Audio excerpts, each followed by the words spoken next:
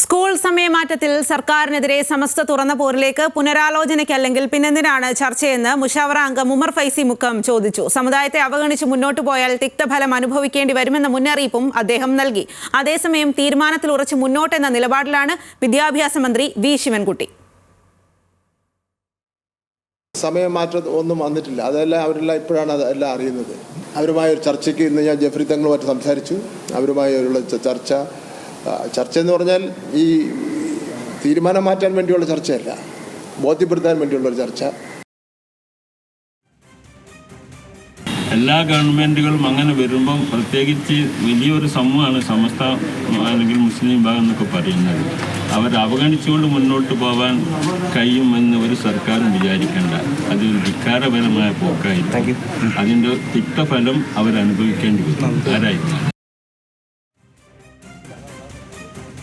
School സമയമാറ്റത്തിൽ ചർച്ചയാകാമെന്ന വിദ്യാഭ്യാസ മന്ത്രി V ശിവൻകുട്ടിയുടെ വാക്കുകളെ വളരെ പ്രതീക്ഷയോടെയാണ് മുസ്ലിം സാമുദായിക സംഘടനകൾ നോക്കിക്കണ്ടത്. എന്നാൽ ചർച്ചയാവാമെന്ന് വിദ്യാഭ്യാസ വകുപ്പും വിദ്യാഭ്യാസ മന്ത്രിയും പറയുമ്പോഴും എടുത്ത തീരുമാനത്തിൽ നിന്നും മാറ്റമുണ്ടാകില്ല എന്നും കൂട്ടിച്ചേർക്കുന്നു. അതിൽ രൂക്ഷ വിമർശനമാണ് സമസ്തയടക്കമുള്ള സാമുദായിക സംഘടനകൾ മുൻപോട്ട് വയ്ക്കുന്നത്. ഇന്ന് ഉമർ ഫൈസി മുക്കം അതിരൂക്ഷമായിട്ടാണ് വിദ്യാഭ്യാസ മന്ത്രിക്കെതിരെ പ്രതികരിച്ചത്. അതായത് ചർച്ച ചെയ്യാമെന്ന് വിദ്യാഭ്യാസ മന്ത്രി പറയുന്നു, പക്ഷേ ഈ ചർച്ചയിൽ കാര്യമായിട്ടുള്ള തീരുമാനങ്ങൾ ഉണ്ടാകില്ല, മാറ്റങ്ങളൊന്നും തന്നെ ഉണ്ടാകില്ല. ഈ സ്കൂൾ സമയമാറ്റവുമായി ബന്ധപ്പെട്ട് കാര്യമായിട്ടുള്ള മാറ്റങ്ങളൊന്നും ഉണ്ടാകില്ല എന്ന് പറയുമ്പോൾ പിന്നെ എന്തിനാണ് ചർച്ച എന്ന് ഉമർ ഫൈസി മുക്കം ചോദിക്കുന്നു. അതോടൊപ്പം തന്നെ സാമുദായിക സംഘടനകളുടെ താല്പര്യങ്ങളെ അല്ലെങ്കിൽ അവർ മുൻപോട്ട് വയ്ക്കുന്ന ആവശ്യങ്ങളെ അവഗണിച്ചുകൊണ്ടുള്ള ഈ പോക്ക് അതൊരു തരത്തിലും നന്നാവില്ല, അത് തിക്ത ഫലങ്ങൾ ഉണ്ടാക്കും എന്നും അദ്ദേഹം മുന്നറിയിപ്പ് നൽകുന്നു.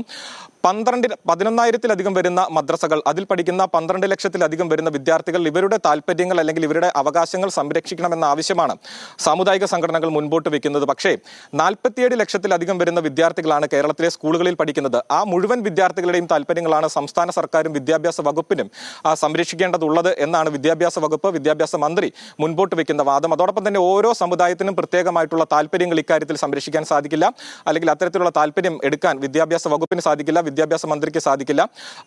പ്രത്യേകമായും വിദ്യാർത്ഥികളുടെ താല്പര്യങ്ങൾക്കാണ് സംരക്ഷണം നൽകേണ്ടത്. ഇതിൽ അവർ ഊന്നിപ്പറയുന്നത് കോടതി വിധി തന്നെയാണ്. അതായത് സ്കൂൾ സമയമാറ്റവുമായി ബന്ധപ്പെട്ട് വന്നിട്ടുള്ള കോടതി വിധിയിൽ ഊന്നി തന്നെയാണ് സംസ്ഥാന സർക്കാരിന്റെയും വിദ്യാഭ്യാസ വകുപ്പിന്റെയും നിലപാട് മുൻപോട്ട് പോകുന്നത്. പരസ്യമായ പ്രതികരണം സാമുദായിക സംഘടനകളുടെ ഭാഗത്തുനിന്നുണ്ടാകുന്നു. വ്യക്തമായിട്ടുള്ള ഒരു തീരുമാനം ഇനിയും ഉണ്ടാകേണ്ടതുണ്ട്. ചർച്ചകൾ ഉണ്ടാകാമെന്ന് പറയുമ്പോഴും ഈ ചർച്ചയിൽ ഏതു തരത്തിലുള്ള മാറ്റമാണ് ഉണ്ടാവുക എന്ന് വരും ദിവസങ്ങളിൽ കണ്ടറിയാം.